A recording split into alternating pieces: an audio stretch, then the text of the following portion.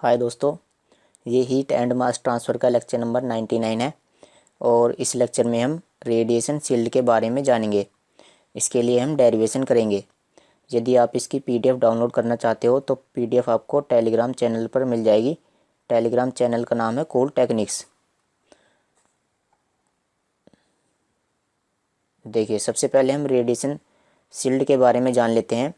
Radiation shield होती क्या है और इसका क्या काम होता है।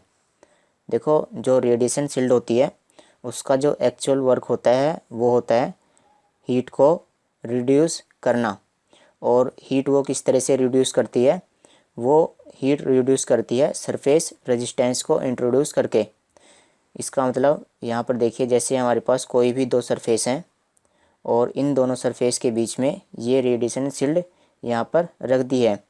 अब इस रेडिएशन शील्ड की वजह से यहाँ पर क्या होगा, यहाँ पर सरफेस रेजिस्टेंस इंट्रोड्यूस हो जाएगा और जिसकी वजह से इन दोनों सरफेस के बीच में जो पहले हीट ट्रांसफ़र हो रही थी अब वो डिक्रीज हो जाएगी। तो रेडिएशन शील्ड को हम इसलिए यूज करते हैं जो हीट ट्रांसफ़र है वो रिड्यूस हो जाए। और जो भी हम रेडिएशन शील्ड यूज करते हैं उसकी इमिसिविटी लो होती है और उसकी रिफ्लेक्टिविटी हाई होती है। उसके लिए जो रिफ्लेक्टिविटी होती है वो तो हाई होती है और जो इमिसिविटी होती है वो उसकी लो होती है। रिफ्लेक्टिविटी हाई हम इसलिए रखते हैं जिससे कि जैसे यहाँ से रेडिएशन जाएगा और इस वाली रेडिएशन शील्ड से टकराएगा तो रेडिएशन शील्ड क्या करेगी, इस वाले रेडिएशन को वो वापस भेज देगी। वापस क्यों भेजेगी, क्योंकि इसकी रिफ्लेक्टिविटी हाई है। तो जो भी रेडिएशन इसके ऊपर इंसिडेंट होगा उसको वो रिफ्लेक्ट करा देगी। तो रेडिएशन शील्ड का यही काम होता है कि ये रेडिएशन को रिड्यूस करती है बाय इंक्रीजिंग सरफेस रेजिस्टेंस। अब देखो, इसका यूज हम कहाँ पर करते हैं। इसका यूज हम टेम्परेचर मेजरमेंट के लिए करते हैं। जैसे यहाँ पर देखिए, ये हमारे पास कोई भी यहाँ पर वाटर है किसी भी कंटेनर के अंदर और हम इसका टेम्परेचर मेजर करना चाहते हैं। तो इसको यदि हम थर्मोकपल या थर्मोमीटर से मेजर करते हैं तो उस कंडीशन में क्या होगा कि ये जो थर्मामीटर है ये तो इसका टेम्परेचर मेजर कर लेगा, लेकिन टेम्परेचर मेजर करने के बाद यहाँ पर क्या होगा, इस थर्मामीटर से कुछ टेम्परेचर यहाँ पर एरर देखने को मिलेगा। वो एरर इसलिए देखने को मिलेगा क्योंकि इस थर्मामीटर से कुछ हीट एनवायरनमेंट में लॉस हो जाएगी। तो इस हीट को रोकने के लिए हम यहाँ पर क्या करते हैं, इस थर्मामीटर या थर्मोकपल के दोनों तरफ यहाँ पर रेडिएशन शील्ड इंट्रोड्यूस करा देते हैं जिससे कि यहाँ पर क्या होता है, जो हीट ट्रांसफ़र है वो रिड्यूस हो जाता है और ये जो थर्मोकपल है वो हमें एग्जैक्ट रीडिंग देने लगता है। अब चलिए इसके लिए जो डेरिवेशन है उसको देख लेते हैं। देखो, ये हमारे पास कोई भी दो सरफेस हैं, ये सरफेस 1 और ये सरफेस 2। अब इन दोनों सरफेस के बीच में हमने ये रेडिएशन शील्ड इंट्रोड्यूस करा दी गई है। इसका मतलब हमने इन दोनों के बीच में एक रेडिएशन शील्ड रख दी है। इस रेडिएशन शील्ड का जो टेम्परेचर है वो कितना है, T3 और इसकी इमिसिविटी ε3। सरफेस 1 का टेम्परेचर T1 और इमिसिविटी ε1 और सरफेस 2 का टेम्परेचर T2। ये टेम्परेचर कितना है, ये यहाँ पर T2 है और इसकी इमिसिविटी कितनी है, ε2। तो इस वाले डेरिवेशन में हम फाइंड क्या करना चाहते हैं, हम ये फाइंड करना चाहते हैं कि जब हमारे पास रेडिएशन शील्ड को इंट्रोड्यूस करा दिया जाता है किन्हीं भी दो सरफेस के बीच में, तो इस रेडिएशन शील्ड की वजह से कितना रेडिएशन या कितनी हीट यहाँ पर रिड्यूस हो पाती है किन्हीं भी दो सरफेस के बीच में। तो हमारा मेन पर्पस यही है कि इस रेडिएशन शील्ड की वजह से कितना हीट ट्रांसफ़र रिड्यूस हो पाता है, हम उसको ही कैलकुलेट करेंगे। तो सबसे पहले हम यहाँ पर हीट फाइंड कर लेते हैं जब इन दोनों के बीच में रेडिएशन शील्ड नहीं थी। यानी यहाँ हमारे पास सरफेस 1, ये सरफेस 2 और अभी यहाँ पर रेडिएशन शील्ड नहीं है। तो इस कंडीशन में जो इनके बीच में रेडिएशन एक्सचेंज है वो कितना है, Q12 विदाउट शील्ड। ये किस तरह से आएगा, ये आएगा A सिग्मा T1 की पावर 4 माइनस T2 की पावर 4 अपॉन 1/ε1 प्लस 1/ε2 माइनस 1। ये तो हमने फॉर्मूला पहले ही पढ़ रखा है जब मैंने आपको डेरिवेशन कराए थे तो उसमें मैंने आपको 2 पैरेलल प्लेट के लिए डेरिवेशन ये वाला करा दिया था। तो इस वाली सरफेस का टेम्परेचर T1, इसका टेम्परेचर T2, तो उनके लिए जो हीट ट्रांसफ़र होती है वो इस तरह से फॉर्मूले से आती है। अब चलिए, जब इनके बीच में रेडिएशन शील्ड को इंट्रोड्यूस करा दिया जाता है तो उस कंडीशन में यहाँ पर क्या होता है, ये हमारे पास क्या है, रेडिएशन शील्ड है और इसका टेम्परेचर T3 है, इसका टेम्परेचर T1, इसका टेम्परेचर T2। तो उस कंडीशन में क्या होगा कि जो हीट है वो सरफेस 1 से सरफेस 2 पर जाएगी, यानी Q13, और उसके बाद यहाँ से सरफेस 3 से जो हीट है वो सरफेस 2 पर जाएगी। ये सरफेस 1 है, ये सरफेस 2 है और ये सरफेस 3 है। तो सबसे शुरू में हीट सरफेस 1 से सरफेस 3 पर जाएगी, यानी Q13, और उसके बाद हीट सरफेस 3 से सरफेस 2 पर जाएगी, इसका मतलब Q32। और स्टेडी स्टेट कंडीशन में क्या होगा कि Q13 और Q32 ये दोनों आपस में इक्वल होंगे। तो हमने यहाँ पर लिखा है, देखो, if the emissivity of radiation shield is ε3 then at steady state condition. तो स्टेडी स्टेट कंडीशन में क्या होगा, Q12 with shield is equal to Q13 is equal to Q32। तो ये Q13 और Q32 आपस में इक्वल है और साथ में 1 से 2 पर जो भी रेडिएशन जाएगा वो भी आपस में इक्वल है। तो हमने इन तीनों को आपस में इक्वल पुट कर दिया है, Q12 और Q13 और Q32। और ये जो Q12 है ये कौन सा है, Q विद शील्ड, आपकी बार यहाँ पर शील्ड है। तो देखो इसको सोल्व करते हैं। Q13 की वैल्यू देखो कितनी आई है, ए सिग्मा T1 की पावर 4 माइनस T3 की पावर 4 अपॉन यहाँ पर इक्विवेलेंट इमिसिविटी या टोटल रेजिस्टेंस। तो इसके लिए यहाँ पर क्या आएगा, जैसे यहाँ पर 1 है और ये 3 है, तो 1/ε1 और 1/ε3 माइनस 1। इसी तरह से Q32 की भी वैल्यू लिखी जाएगी। तो इसकी वैल्यू कितनी आएगी, ए सिग्मा T3 की पावर 4 माइनस T2 की पावर 4 अपॉन 1/ε3 प्लस 1/ε2 माइनस 1। अब हम यहाँ से क्या करेंगे कि यहाँ से ये जो हमारे पास T3 है इसकी वैल्यू फाइंड करेंगे, ठीक है। इन दोनों को आपस में इक्वल पुट करेंगे और वहाँ से हम T3 की वैल्यू फाइंड करेंगे। तो इक्वेशन को आसान बनाने के लिए हम यहाँ पर अज्यूम कर लेते हैं कि ये जो है इसको हम x मान लेते हैं और इसको हम y मान लेते हैं, और उसके बाद हम यहाँ से T3 की वैल्यू फाइंड करते हैं। तो इसकी वैल्यू x और इसकी वैल्यू y। और यहाँ पर आगे देखिए, देखो ए सिग्मा T1 की पावर 4 माइनस T3 की पावर 4, ये हमने यहाँ पर लिख लिया, और ये अपॉन x, उसके बाद यहाँ पर इसको हमने यहाँ पर लिख दिया और उसके अपॉन यहाँ पर y। अब देखो यहाँ पर ए सिग्मा से ए सिग्मा कैंसिल हो जाएगा और यहाँ पर इसको हम अलग अलग कर लेते हैं। तो T1 की पावर 4 अपॉन x और माइनस T3 की पावर 4 अपॉन x, और इसी तरह से यहाँ पर भी T3 की power 4 upon y minus T2 की पावर 4 अपॉन y। अब हम क्या करेंगे कि ये जो T3 वाले टर्म है इनको हम एक साइड कर लेंगे जिससे कि T3 की वैल्यू आ जाए।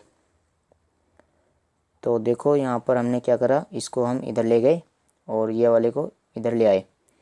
तो T1 की पावर 4 अपॉन x और उसके बाद ये वाला जो टर्म है इसको हमने यहाँ पर लिख दिया, और फिर उसके बाद ये एज इट इज़ है और इसको हम यहाँ पर लिख दिया हमने। तो इसको सोल्व करेंगे और यहाँ से हम T3 की वैल्यू फाइंड करेंगे। देखो इन दोनों में हमने एलसीएम लिया तो XY एलसीएम आ गया, इसकी मल्टीप्लाई इसमें करेंगे और इसकी मल्टीप्लाई इसमें करेंगे, तो इस तरह से ये आ गया। और उसके बाद सेम हम यहाँ पर भी एलसीएम लेंगे, तो यहाँ पर क्या आएगा x और यहाँ पर क्या आएगा y, और उसमें से हमने T3 की पावर 4 कॉमन ले लिया है। तो यहाँ पर देखो XY से XY कैंसिल हो जाएगा और यहाँ से T3 की पावर 4 इसकी वैल्यू कितनी आएगी, इसकी वैल्यू ये दोनों जो टर्म है ये डिवाइड में आ जाएंगे। तो यहाँ से T3 की पावर 4 इसकी वैल्यू कितनी आ गई, T1 की power 4 into Y plus T2 की power 4 into X upon X plus Y. तो इस तरह से हमने यहाँ पर T3 की पावर 4 इसकी वैल्यू फाइंड कर ली है। अब इसकी वैल्यू को हम यहाँ पर इस इक्वेशन में पुट करेंगे यहाँ पर इसकी जगह पर, और इसकी जगह पर पुट करने पर हमारे पास क्या आ जाएगा, हमारे पास आ जाएगा Q12 विद शील्ड। ठीक है, जब हमारे पास शील्ड है उस कंडीशन में सरफेस 1 और सरफेस 2 के बीच में कितना हीट ट्रांसफ़र होता है उसकी वैल्यू हमारे पास आ जाएगी। और हम पहले ही सरफेस 1 और सरफेस 2 के बीच में विदाउट शील्ड यानी शील्ड के बिना कितना हीट ट्रांसफ़र होता है उसको हम पहले ही कैलकुलेट कर चुके हैं। तो जब हम इन दोनों की कंपेयर करेंगे तो हमें ये पता चल जाएगा कि कितना हीट ट्रांसफ़र रिड्यूस हुआ है। तो चलिए हम यहाँ पर Q12 विद शील्ड फाइंड कर लेते हैं। उसके लिए हम यहाँ पर T3 की पावर 4 इसकी वैल्यू पुट करेंगे।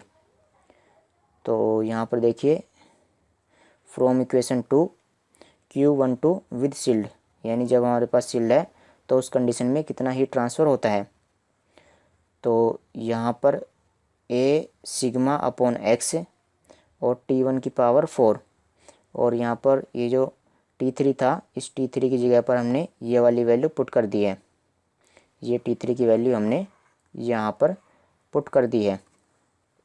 आप यहाँ पर देख सकते हो जो इसकी वैल्यू है Q12 with shield A sigma, ये T1 की पावर 4 और हमने इसकी वैल्यू पुट करी, और इसकी जगह पर हमने वहाँ पर x पुट कर दिया है क्योंकि इसकी वजह से कैलकुलेशन आसान हो जाएगी। तो ये x है हमारे पास जो 1/ε1 प्लस 1/ε3 माइनस 1, उसकी जगह पर यहाँ पर x है, और ये टर्म इस तरह से हैं। अब हम इन दोनों में एलसीएम लेंगे और एलसीएम लेने के बाद इस तरह से इनकी क्रॉस गुना करेंगे। तो यहाँ पर देखिए इससे ये कैंसिल हो जाएगा, और यहाँ पर क्या बचा T1 की power 4 into x minus T2 की पावर 4 इंटू एक्स। अब हम यहाँ से x कॉमन ले लेंगे, तो ये x यहाँ पर कॉमन आ गया। अब इस वाले x से हम इस वाले x को कैंसिल कर देंगे, तो हमारे पास यहाँ पर क्या बचा A सिग्मा T1 की पावर 4 माइनस T2 की पावर 4। तो इसको हमने यहाँ पर इस तरह से लिख दिया, और उसके बाद यहाँ पर नीचे की तरफ x प्लस वाई। तो x की वैल्यू हमें पता है, जो हमने अज्यूम करी है उसको हम यहाँ पर पुट कर देंगे, और इसी तरह से y की वैल्यू भी। तो इस तरह से हमने यहाँ पर जब शील्ड होती है उस कंडीशन में हीट ट्रांसफ़र फाइंड कर लिया है। तो देखिए यहाँ पर कितना हीट ट्रांसफ़र रिड्यूस हुआ है। यहाँ पर जो रेजिस्टेंस है उसकी वैल्यू इंक्रीज हो गई है, जिसकी वजह से यहाँ पर जो हीट ट्रांसफ़र है उसकी वैल्यू डिक्रीज हो गई है। आप यहाँ पर डिनोमिनेटर में देख सकते हो कि जो रेजिस्टेंस है उसकी वैल्यू इंक्रीज हो गई है, क्योंकि यहाँ पर कुछ टर्म ऐड हो गए हैं, जैसे 1/ε3 ये तो टर्म यहाँ पर ऐड हो गया है। तो ओवरऑल जिसकी वजह से यहाँ पर जो रेजिस्टेंस है उसकी वैल्यू इंक्रीज हो गई है, और रेजिस्टेंस के इंक्रीज होने से जो हीट ट्रांसफ़र है उसकी वैल्यू डिक्रीज हो गई है। अब ये वैल्यू कितनी डिक्रीज हुई है उसको हम फाइंड कर लेते हैं। तो आपको ये वाली बात समझ में आ गई होगी कि ये किस तरीके से आया है। हमने क्या करा है मैं आपको दोबारा से बता देता हूँ।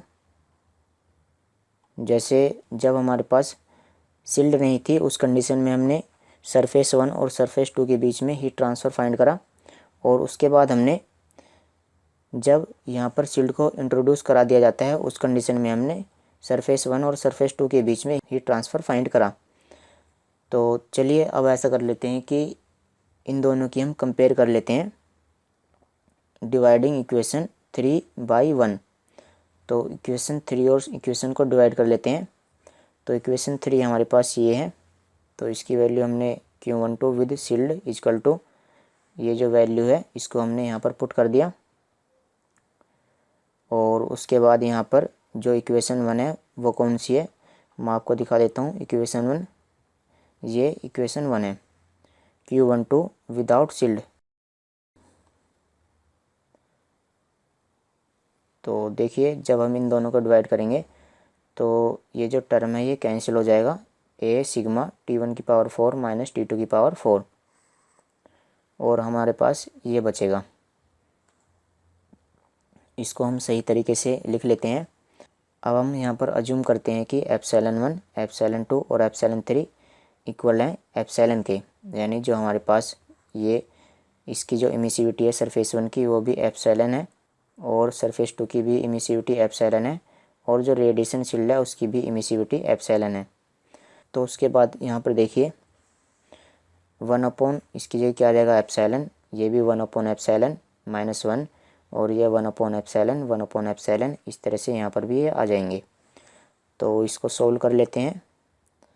तो देखो ये दोनों ऐड हो जाएंगे और कितना आएगा 2/एप्सिलॉन, और इसको और इन दोनों को, तो इन दोनों को और इन दोनों को ऐड करेंगे तो हमारे पास कितना मिलेगा 4/एप्सिलॉन, और -1 ये कितना हो जाएगा -2। यहाँ से 2 कॉमन आ जाएगा, तो 2 कॉमन लेंगे तो यहाँ पर क्या बचेगा 2/एप्सिलॉन -1, इससे ये कैंसिल हो जाएगा। तो यहाँ पर कितना बचा 1/2, क्रॉस मल्टीप्लाई कर देते हैं। तो Q12 with shield is equal to 1/2 Q12 without shield. तो यहाँ पर विद शील्ड यानी जब शील्ड की कंडीशन में, जब शील्ड होती है तो जो हीट ट्रांसफ़र है वो 1/2 हो जाता है, यानी जितना पहले हीट ट्रांसफ़र हो रहा था अब वो आधा हो जाएगा। एक शील्ड के इंट्रोड्यूस कराने से जो हीट ट्रांसफ़र है वो आधा या 1/2 हो जाएगा। इसको हमने यहाँ पर लिखा भी है 10 व्हेन 1 शील्ड इज इंसर्टेड।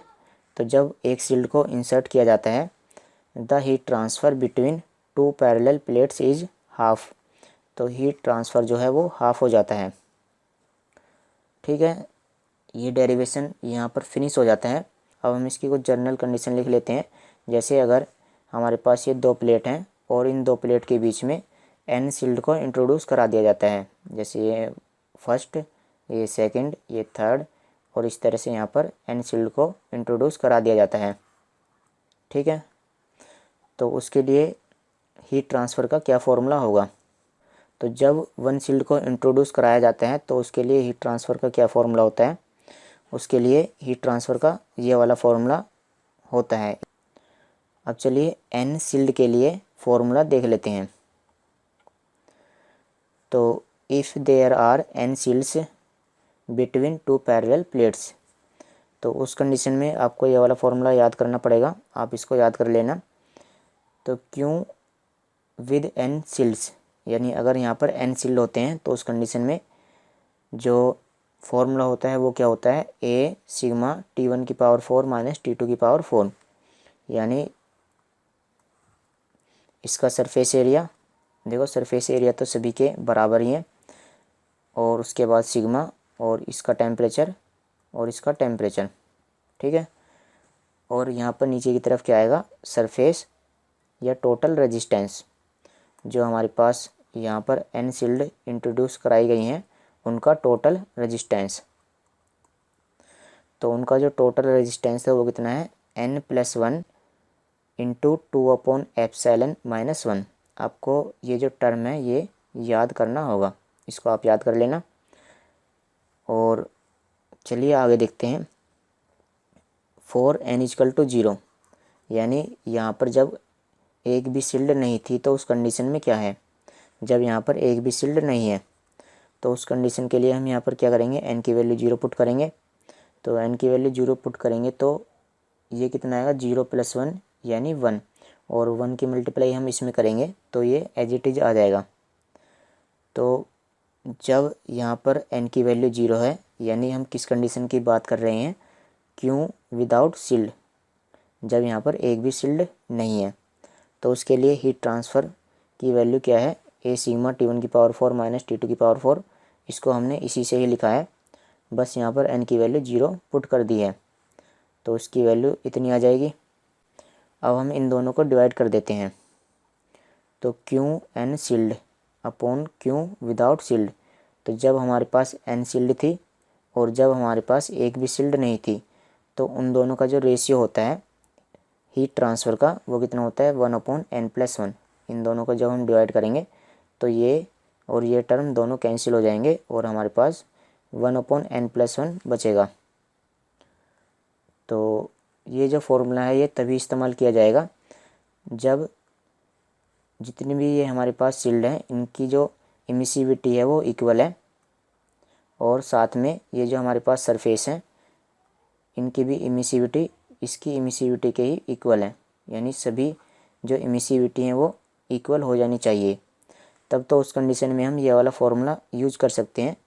और उस कंडीशन में हम यहाँ पर जैसे n क्या है, नंबर ऑफ़ शील्ड्स, तो हम उस कंडीशन के लिए शील्ड फाइंड कर सकते हैं। यदि इनकी इमिसिविटी अलग अलग है, जो सरफेस है और जो हमारे पास ये जो शील्ड है इनकी इमिसिविटी अगर अलग अलग है, तो उस कंडीशन के लिए हम नंबर ऑफ़ शील्ड्स निकालने के लिए यह वाला फॉर्मूला यूज नहीं कर सकते। तो चलिए दोस्तों, आज की वीडियो में इतना ही। इससे अगली वाली वीडियो में हम रेडिएशन शील्ड के लिए न्यूमेरिकल करेंगे।